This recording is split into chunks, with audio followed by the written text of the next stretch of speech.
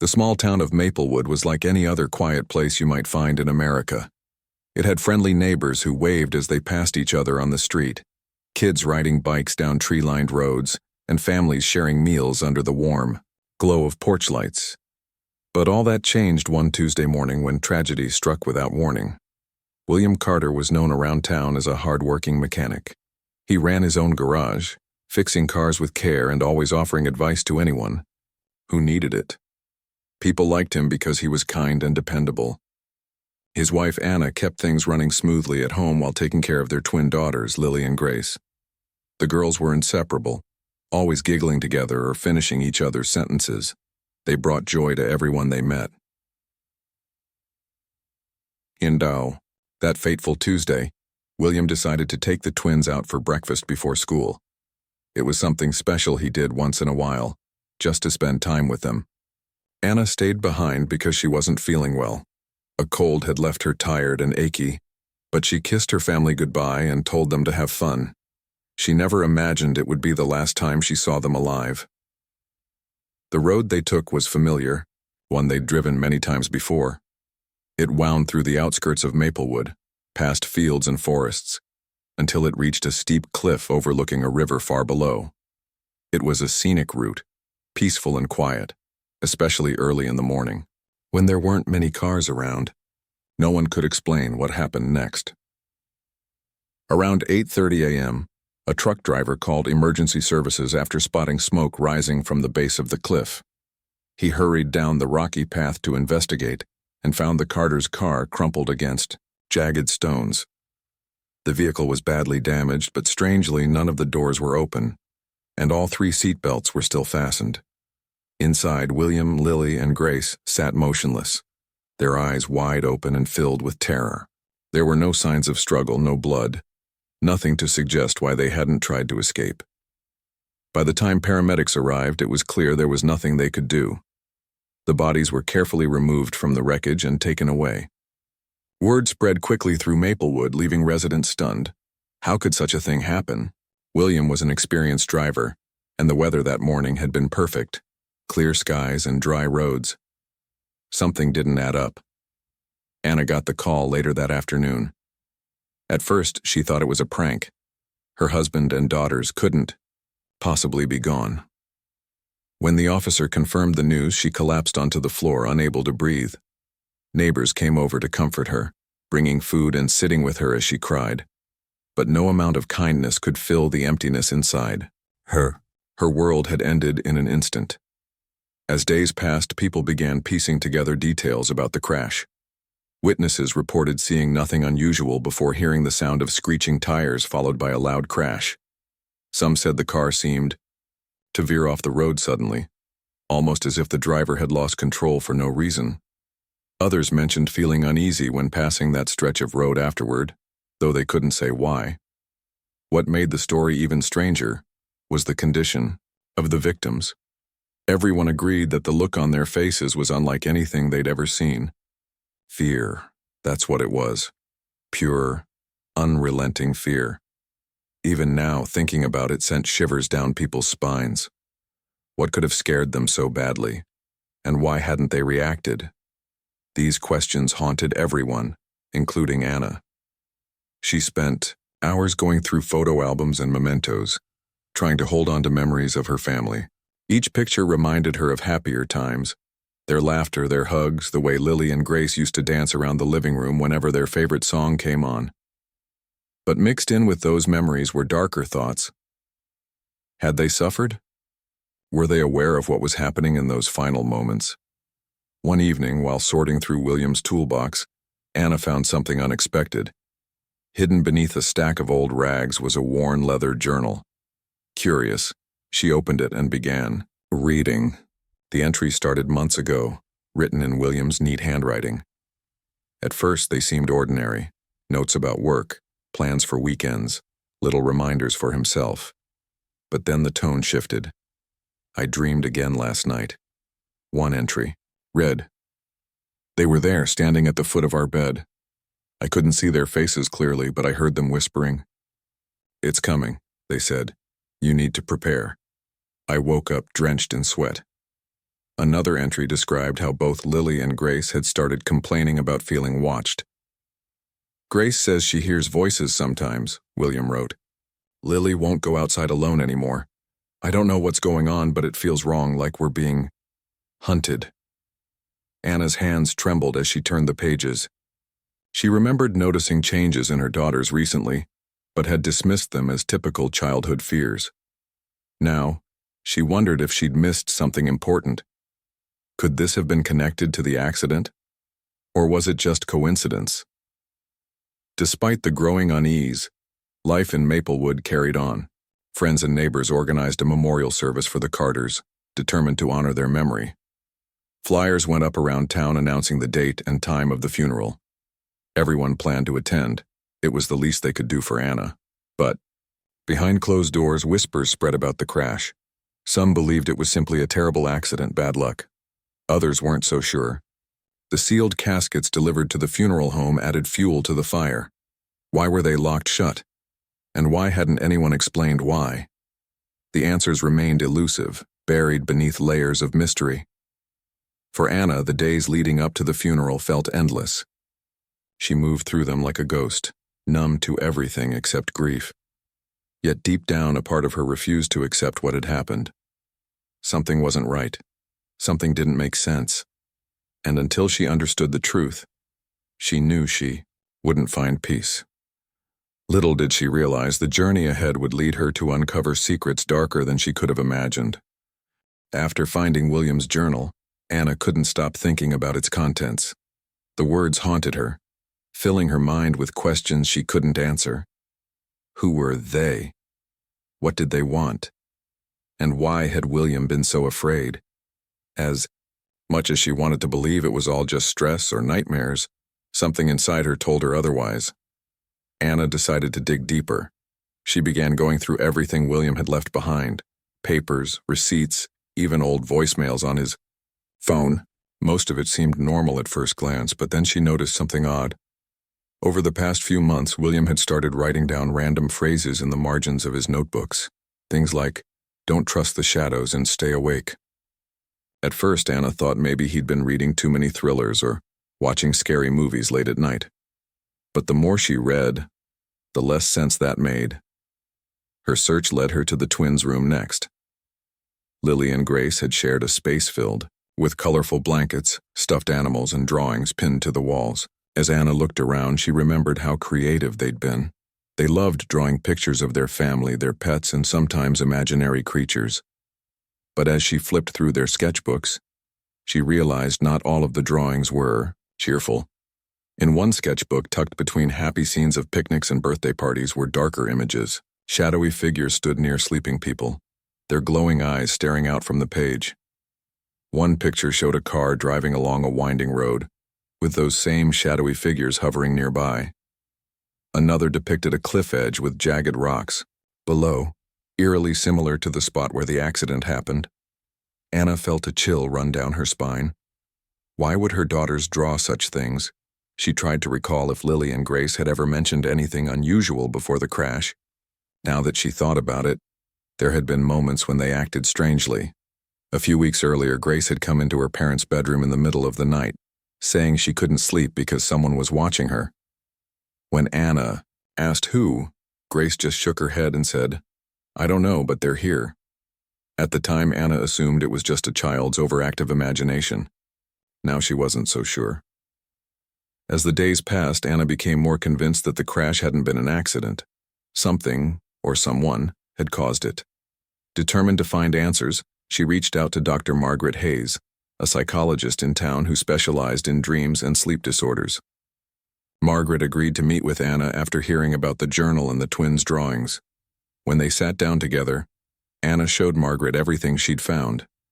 Margaret listened carefully, nodding occasionally as she flipped through the journal and studied the sketches. When Anna finished explaining, Margaret leaned back in her chair looking thoughtful. "This is fascinating," Margaret said slowly. "From what you've described, it sounds like your husband and daughters may have experienced some kind of shared phenomenon. Dreams can sometimes feel very real, especially when they involve strong emotions like fear. And if multiple people in the same household are having similar experiences, It could suggest a deeper connection. What do you mean by shared phenomenon? Anna asked, her voice trembling slightly. Well, Margaret replied, there are theories that suggest families with close bonds might share elements of consciousness, particularly during times of stress or trauma. It's possible that whatever William was dreaming about affected the twins as well. Their minds could have picked up on his feelings and interpreted them in their own way. But these aren't just dreams, Anna insisted. Look at the drawings. Look at the crash site. Something real happened. Margaret nodded. I agree, this goes beyond ordinary dreams. There's definitely something unusual going on here. Have you considered the possibility of external influences? External influences? Anna echoed, confused. Yes, Margaret explained. Sometimes, people report experiencing phenomena that seem to originate outside themselves. Things like sleep paralysis, auditory hallucinations, or even sightings of shadowy figures. These experiences often occur during periods of heightened anxiety or vulnerability. Given what you've told me, it's possible your family encountered something like that. The conversation left Anna with more questions than answers. Still, she appreciated Margaret's willingness to listen without dismissing her concerns outright. Together they decided to investigate further. Anna returned home feeling restless. She couldn't shake the image of those shadowy figures from her mind. That night she barely slept, tossing and turning as fragments of William's journal replayed in her head. By morning, she knew what she had to do. She needed to visit the crash site herself. On Saturday afternoon, Anna drove to the cliff where the accident had occurred. She parked her car at the top of the road and walked slowly down the narrow path leading to the wreckage area. The air was cool and damp, carrying the scent of pine trees and earth. Birds chirped overhead, but the sound felt distant, muffled, somehow. When she reached the bottom, Anna stood silently for a moment, staring at the jagged rocks where the car had landed. The authorities had cleared away most of the debris, but pieces of broken glass still glittered in the sunlight. She knelt down, running her fingers over the rough surface of the stones. It was hard to imagine that this peaceful place had been the site of such devastation. Then she saw it. A series of strange markings carved into the rock face. They were faint, almost invisible unless you were standing close enough to notice them. Anna traced the lines with her fingertips, trying to make sense of the symbols. Some looked like circles intersecting with triangles. Others resembled twisted shapes that defied logic. She pulled out her phone and snapped several photos, determined to show them to Margaret later. As she examined the markings, Anna heard a sound. A low rumble, like distant thunder. But the sky above was clear, without a cloud in sight. She glanced around nervously, wondering if someone else was nearby. The forest surrounding the cliff was dense, its shadow stretching long across the ground. For a brief moment she thought she saw movement among the trees, a flicker of darkness shifting just out of view. Her heart raced as she called out, "Hello? Is anyone there?" No one answered. The only response was the rustling of leaves in the breeze. Shaking off her unease, Anna turned back to the markings. She took a few more pictures before heading back up the path to her car. As she drove away, she couldn't shake the feeling that she was being watched. Later that evening, Anna met with Margaret again to review what she'd found. Margaret studied the photos closely, her brow furrowed in concentration.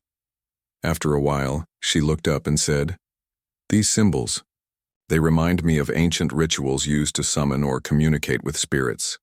I'm not an expert, but I think we should look into local legends or folklore about this area.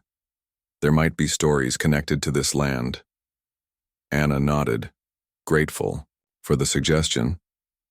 She spent the rest of the night researching online, digging through articles and forums for information about Maplewood's history. Eventually, she stumbled upon an old tale about the cliff. According to legend, it was once considered sacred ground by Native American tribes. They believed it served as a gateway between worlds, a place where the living and the dead could cross paths. Over time, settlers dismissed the story as superstition, but whispers of strange occurrences persisted. By the end of the night, Anna's head was spinning with possibilities. Could the crash have been linked to this legend? Had her family unknowingly stepped into something far bigger than themselves? She didn't have any concrete answers yet, but she knew one thing for certain. Whatever had taken William, Lily, and Grace wasn't done with her. Not yet. And deep down, Anna feared that uncovering the truth might put her in danger too. The day of the funeral arrived under a gray sky, matching the somber mood that hung over Maplewood. Friends, neighbors, and family members gathered at St. Mary's Church to say their final goodbyes to William Carter and his twin daughters Lily and Grace. The church was filled with soft whispers and quiet sobs as people took their seats. Anna sat in the front row, her face pale and drawn, clutching a tissue in trembling hands. She hadn't slept much since discovering the markings at the crash site, and dark circles shadowed her eyes. Pastor Lewis stood at the pulpit, preparing to deliver the eulogy. He had known the Carters well, often stopping by their home for coffee, or chatting with William after Sunday services. Today, however, his usual calm demeanor seemed strained. He glanced nervously at the 3 closed caskets before beginning his speech. "William, Lily, and Grace were beloved members of our community," he began, his voice steady but tinged with sadness. "They brought joy and kindness wherever they went. Though we are heartbroken by their loss, let us remember the love they shared and the memories they leave behind." As Pastor Lewis spoke, Anna found herself staring at the caskets. They looked ordinary enough, polished wood adorned with bouquets of white lilies and pink roses, but something about them felt wrong. She couldn't explain it, not even to herself. It wasn't just the fact that they were sealed shut without explanation, it was more than that. Every time she looked at them, a chill ran down her spine. Behind her, murmurs spread through the congregation. Rumors about the sealed caskets had been circulating for days, fueled by speculation and fear. Some whispered that the bodies inside weren't really William, Lily, and Grace. Others claimed the caskets contained evidence of something unnatural, something too horrifying to reveal. No one knew for sure, but the unease was palpable. When the service ended, Pastor Lewis invited everyone to join him outside for the burial ceremony. As the pallbearers stepped forward to carry the caskets out of the church, a low rumbling sound echoed through the building. At first, people thought it was thunder, but when the noise grew louder and seemed to come from beneath their feet, panic rippled through the crowd. Anna froze, her breath catching in her throat. The caskets began to vibrate violently, shaking, on their stands as if an invisible force were trying to break them open. Gasps turned into screams as people scrambled toward the exits, desperate to escape whatever was happening. Chairs scraped against the floor, and children cried as their parents pulled them along. But Anna stayed where she was, rooted to her seat. Her eyes remained fixed on the caskets, watching as the trembling intensified. For a brief moment, she thought she saw cracks forming along the edges of the lids. Then, as suddenly as it had started, the rumbling stopped. Silence fell over the church, broken only by the sound of ragged breathing. No one moved. Everyone waited, afraid of what might happen next. Finally, Pastor Lewis approached the caskets cautiously, his hands raised as if to ward off danger. With great effort, he pried open one of the lids using a nearby tool someone had dropped in the chaos. What he saw made him stagger backward, his face pale with shock. Inside the casket lay not a body but empty shells of blackened husks. There was no sign of flesh or bone, only charred remains that crumbled at the slightest touch. Anna covered her mouth to stifle a scream as others peeked inside, their faces reflecting equal parts horror and disbelief. One by one, the remaining caskets were opened, revealing the same eerie sight. Whispers erupted among the crowd. "What does this mean?" someone asked, their voice shaking. "Where are they?" No one had an answer. Anna felt tears streaming down her cheeks, but she didn't wipe them away. Her mind raced with possibilities, none of which made sense. Where were William, Lily, and Grace? Why had their bodies disappeared? And what had caused the strange phenomenon? In the church? Dr. Margaret Hayes, who had attended the funeral to support Anna, stepped forward. Her expression was grim as she examined the contents of the caskets. This shouldn't be possible, she muttered under her breath. Turning to Anna, she added softly, "We need to talk, somewhere private." After the crowd dispersed, leaving behind stunned silence, Anna and Margaret retreated to Anna's car. Neither woman spoke until they reached Anna's house, where they collapsed onto the couch, exhausted and overwhelmed. "What just happened?" Anna finally asked, her voice barely above a whisper. "Those weren't my family. That wasn't human." Margaret hesitated before responding. "I don't know exactly what we're dealing with, but it's clear now that this isn't a normal situation. Whatever took your husband and daughters, it's connected to those symbols you found at the crash site. This is beyond science, beyond anything I've ever studied." Anna nodded slowly, her thoughts swirling. Over the past few days, she'd pieced together fragments of information, the journal entries, the twins' drawings, the local legends, but nothing prepared her for what she'd witnessed today. Something supernatural was at play, and it terrified her. "We have to figure this out," Anna said firmly, surprising even herself. "If there's any chance of bringing them back, or finding out what happened, we can't give up." Margaret placed a reassuring hand on Anna's shoulder. "You're right, but we need to be careful. If these entities, or whatever they are still active, they could pose a threat. We'll start by researching the symbols further and seeing if we can find anyone who knows more about the legend of the cliff." For the first time since the accident, Anna felt a flicker of hope. It was small and fragile, like a candle flame in a storm, but it gave her strength. She resolved to uncover the truth, no matter how dangerous it might be. Deep down, she believed her family was still out there somewhere, waiting for her to find them. But as she sat alone in her living room later that night, staring at the sketches and journal pages scattered across the table, a new fear crept into her mind. What if finding the truth meant confronting something far worse than she could imagine? What if the shadows lurking in the corners of her life weren't content to stay hidden anymore? And yet, despite her doubts and fears, Anna knew one thing for certain. She wouldn't stop until she had answers. After the unsettling events at the funeral, Anna couldn't shake the feeling that she was being pulled deeper into a mystery, far beyond her understanding. She spent hours poring over William's journal, studying the twins' drawings, and researching the symbols she'd found at the crash site. Each clue led her further away from normalcy and closer to something ancient and dangerous. Margaret stayed by her side, offering guidance whenever she could. Together, they visited the local library, flipping through dusty books about folklore and legends tied to Maplewood. They learned more about the cliff where the accident had occurred, how it was once considered sacred ground by Native American tribes who believed it served as a gateway between worlds. According to the stories, the land was cursed after settlers ignored warnings not to disturb it. Over time, strange occurrences became part of local lore: disappearances, unexplained deaths, and sightings of shadowy figures near the cliff.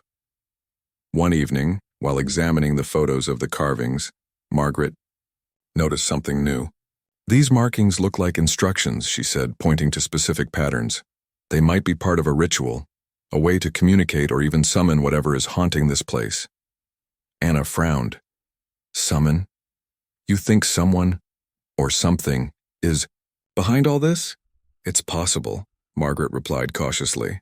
"If your family encountered these entities accidentally, maybe we can use the same symbols to reach them. But it's risky. We don't know what we're dealing with." Despite the danger, Anna knew she had no choice. She needed answers, and if performing a ritual meant getting closer to finding William, Lily, and Grace, she was willing to try.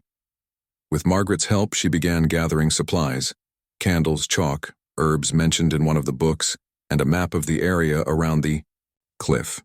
They decided to conduct the ritual at the graveyard where the empty caskets had been buried, believing it might serve as another connection point to the spirit world. On the night of the ritual, Anna felt a mix of fear and determination. The graveyard was eerily quiet, the only sounds coming from rustling leaves and distant crickets. Moonlight filtered through the trees, casting long shadows across the tombstones. Anna and Margaret worked quickly, drawing the symbols onto the ground in chalk, and arranging candles in a circle around the 3 fresh graves. When everything was ready, Anna opened William's journal and began reciting phrases aloud, words he'd written during his nightmares. As she spoke, the air grew colder, and a thick fog rolled in, blanketing the area. The candle flames flickered, wildly, almost as if responding to her voice. Margaret stood nearby, clutching a flashlight and watching nervously as the atmosphere shifted. Suddenly, the ground beneath their feet trembled, and a low hum filled the air, growing louder with each passing second. "Keep going," Margaret urged, though her voice wavered. Anna continued reading, her hands shaking as she clutched the journal. Then, without warning, the candles went out, plunging the graveyard into darkness. For a moment, there was silence, complete and suffocating. And then came the whispers. At first they were faint, barely audible over the wind, but soon the voices grew louder, overlapping in a cacophony of murmurs. They seemed to come from everywhere and nowhere, echoing off the tombstones and swirling around Anna and Margaret like a living thing. Some of the words were familiar, phrases Anna recognized from William's journal, but others were incomprehensible, spoken in languages neither woman understood. Through the fog, shadowy figures began to take shape. They moved slowly, gliding rather than walking, their forms indistinct, but undeniably menacing. One figure paused near Anna, its glowing eyes locking onto hers. She froze, her heart pounding in her chest. It felt as though the entity was searching her soul, probing for something hidden deep within. "What do you want?" Anna whispered, her voice trembling. "Where are my family?" The figure didn't respond directly, but the whispers intensified, forming a single word repeated over and over. "Wait." Before Anna could react, Margaret grabbed her arm and pulled her back. "We need to leave," she hissed urgently. "Now!" Reluctantly, Anna stepped away from the circle, breaking eye contact with the shadowy figure.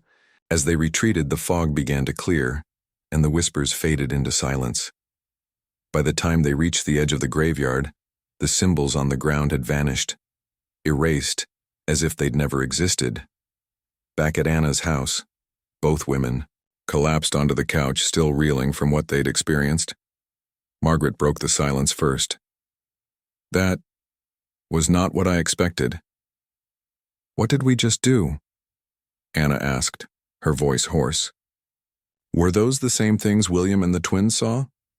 "I think so," Margaret replied. "But I also think we got their attention, and not in a good way. Whatever those entities are, they're powerful. And they're definitely connected to your family." Anna stared at the floor, her mind racing. If the ritual had summoned those beings, did that mean her family was trapped somewhere with them? Or worse, had they become part of whatever force now lingered in the shadows? Over the next few days, Anna tried to piece together what the whispers had meant. The word "wait" echoed in her mind, taunting her. Wait for what? For answers? For revenge? She didn't know, but she couldn't ignore the sense that time was running out. Margaret suggested reaching out to experts in paranormal phenomena, hoping someone might have encountered similar cases. Meanwhile, Anna returned to the crash site alone, driven by a desperate need to understand. She walked along the winding road, replaying every detail of the accident in her head. Had William known something terrible was coming? Was that why he'd written about staying awake and trusting no one? As she approached the cliff, Anna noticed something odd, a faint glow emanating from the rocks below. Carefully, she climbed down the path, her breath catching when she saw the source of the light. Embedded in the jagged stones were fragments of metal from the car, shimmering faintly as if lit from within. Kneeling beside them, she touched one of the pieces and immediately felt a jolt of energy shoot through her fingers. Images flooded her mind, flashes of William and the twins sitting in the car, their faces frozen in terror as shadowy hands reached inside. She saw herself standing above them, calling their names, but they couldn't hear her. Then, just as suddenly as it started, the vision ended, leaving Anna gasping for air. She realized then that the crash hadn't been random. Something had lured her family to the cliff, using their fears against them. and now it was using her grief to draw her closer too. When Anna returned home, she called Margaret and recounted what she'd seen.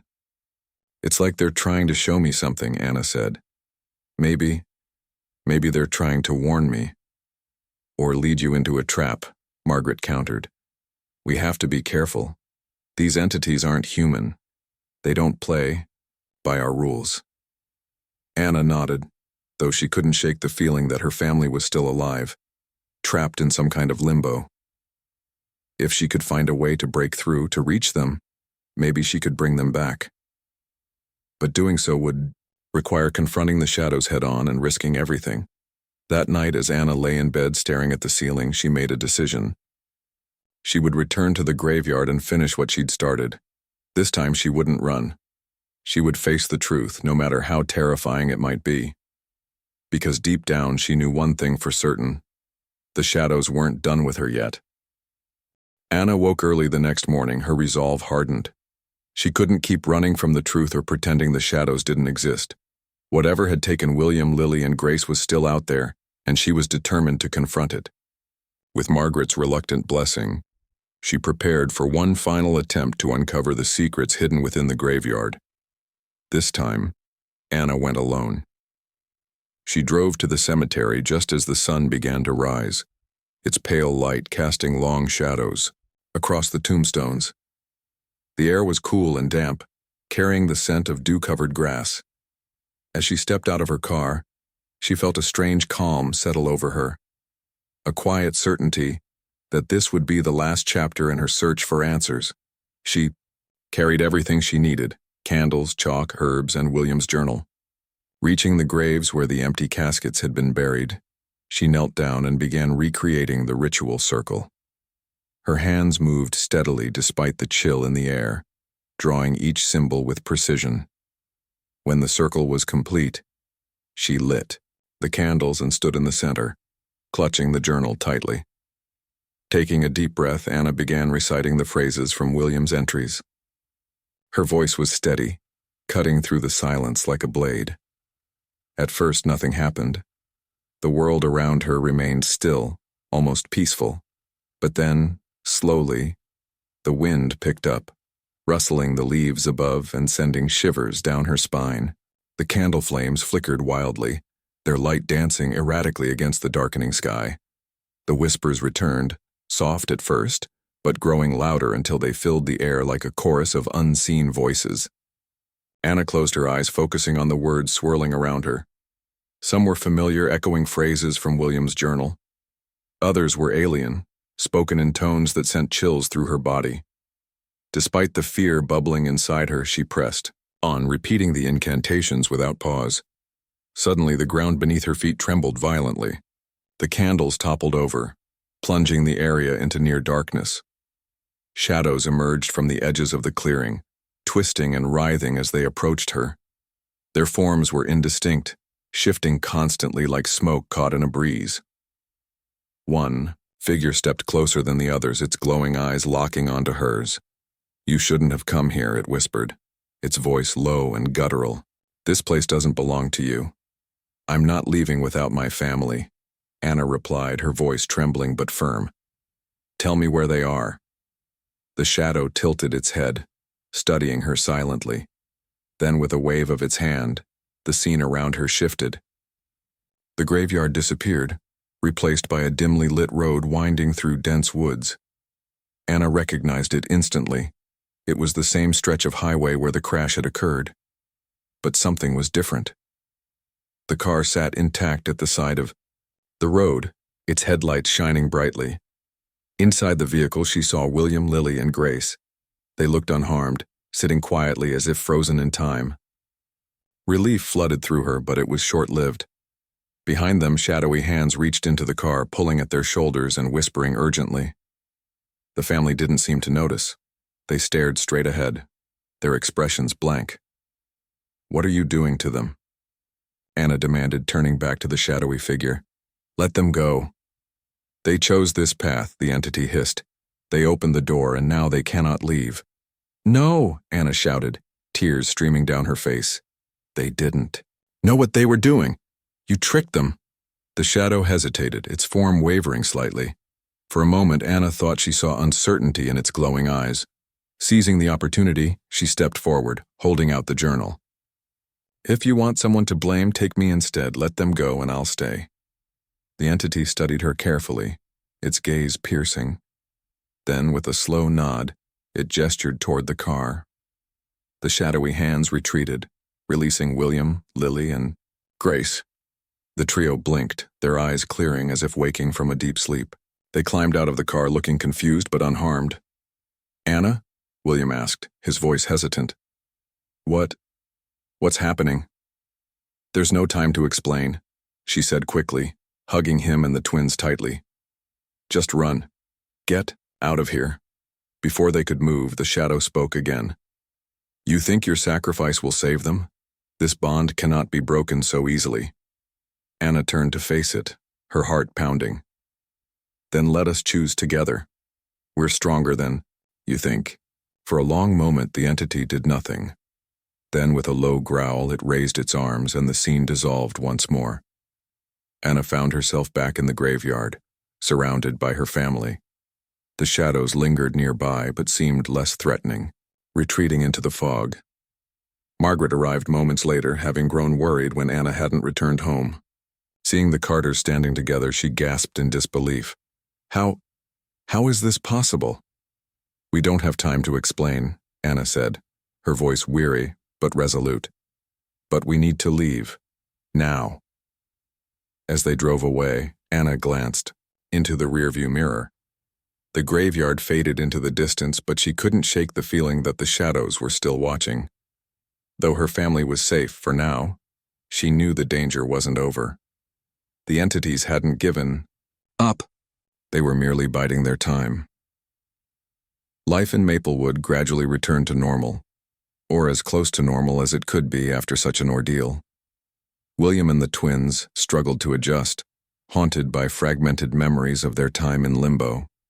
Anna threw herself into researching protective rituals, determined to shield her family from further harm. Yet even as days turned into weeks, Anna couldn't ignore the lingering presence she felt around her.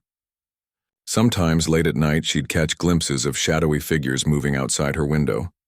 Other times, she'd hear faint whispers drifting through the house. Each occurrence reminded her of the price she'd paid and the promise she'd made.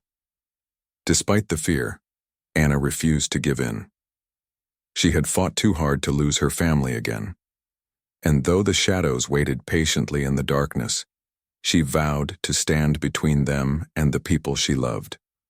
Because sometimes, the bravest thing you can do is keep fighting, even when the odds feel impossible.